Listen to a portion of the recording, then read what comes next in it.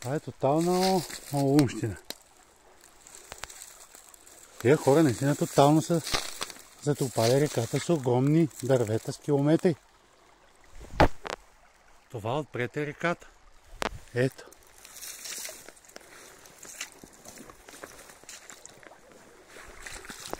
Ето. Това е реката. Това е реката. Натам е стена от стотици огромни върби, срезани директно в коритото на реката оставени. Не съм експерт, нали? Айде, тук не е населено място. Ама все пак, това е между града и първото село Туден. Доста стратегическа част от реката, точно при евентуални, не дай Боже, наводнения. Та е затрупано. Това понесели го. Водата става един бент непробиваем. Това са тук 1 километър ходим така. И